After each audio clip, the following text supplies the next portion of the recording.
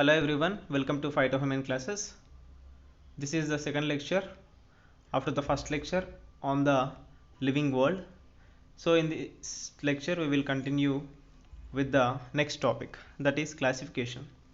So coming to the classification, what do you mean by that? So basically we are all confused with the local names or the vernacular names of the plants or the animal species due to the languages and the regional differences. So to overcome that, the scientists all over the world, they decided to name the plants and the animals with only a single name that should be followed by all over the world. Okay, so the naming of the plants or animals is called as nomenclature. So let us look at this. What is meant by nomenclature? Standardized naming of living organisms.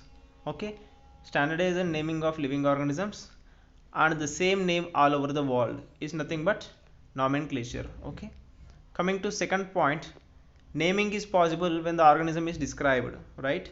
So to name an organism, it must be described and identified, right? So that is called identification. Okay, and the third point is grouping of living things into convenient categories based on observable characters, that is nothing but classification. So first we need to identify the organism and we need to describe its characteristics, then we need to name the organism, then we need to classify the organism into a category, either that is a plant or animal.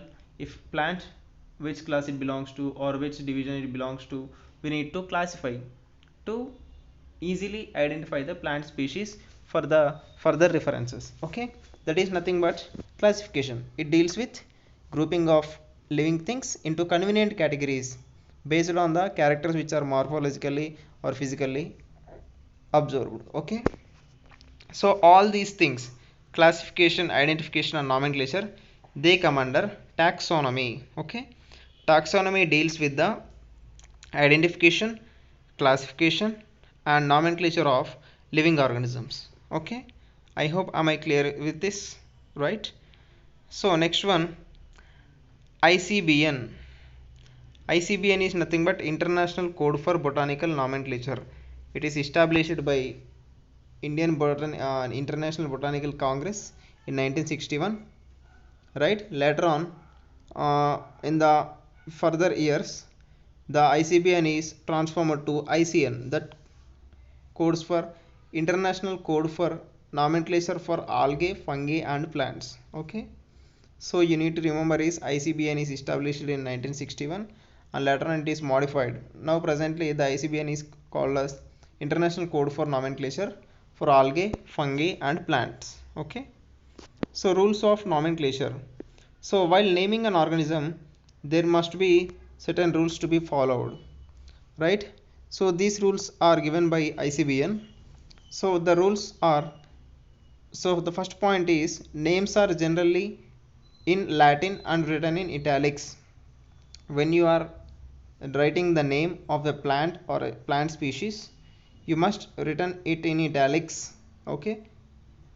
Second point is the first word is the biological name represents the genus and the second word represents the specific epithet.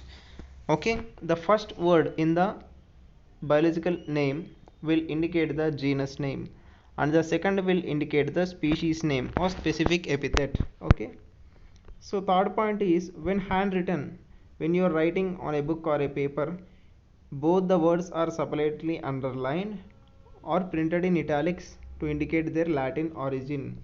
So the names are usually originated from the Latin and they must be underlined when you are writing or they must be printed in italics when it is digitalized. Okay, so the next point is genus denoting the word should start with the capital letter, with specific epithet starts with the small letter. Okay, while you are writing a scientific name or a biological name, the genus should start with the capital letter and the species should start with the small letter.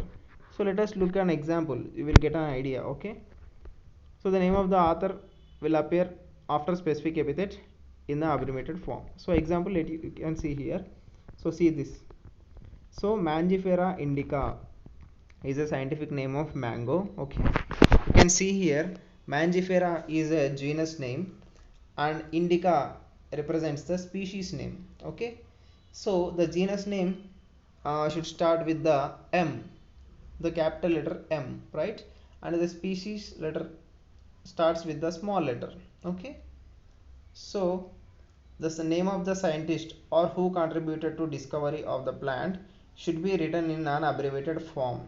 For example, Mangifera indica is described by Linnaeus, so Lin is an abbreviation used for the scientist Linnaeus.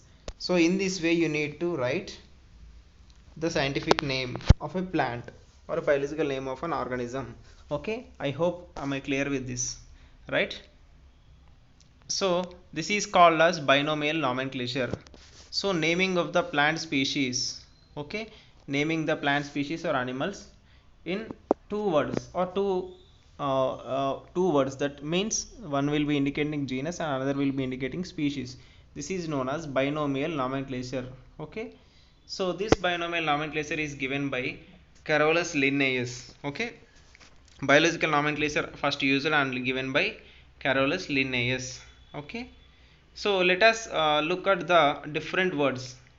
What is the difference between systematics and taxonomy? Okay, as I said you, taxonomy is a theory and practice of identifying, describing, naming and classifying the organisms. In the same way, systematics also deals with these things, but it depicts the relationship between the plant species or the animal species or the living organisms. Okay, so let us look at definition. Systematics is the study of kinds and diversity of organisms. So there are different kinds and there is a diversified biological life on the earth. So that is study of kinds and diversity of organisms and the relationship among them. So systematics deals with the study of diversity of living organisms and the relationship among them. Okay, well, coming to taxonomy, taxonomy is generally the theory and practice of identifying, describing, naming and classifying organisms. Okay, this is what taxonomy is. Okay, so Linnaeus used systema naturae, right? Systematics, the word he derived the word for his publication. Linnaeus used systema naturae in his publication as a title. Okay, so in the next video we will discuss the taxonomic categories. So how to classify, right? So we know there are some specific rules, and how to identify we know that, and the naming, and then you need to classify the organisms. Based on what characteristics you will classify the organisms. So this we will be learning in the next video. So subscribe to my channel. Your Sai Kumar. Thank you.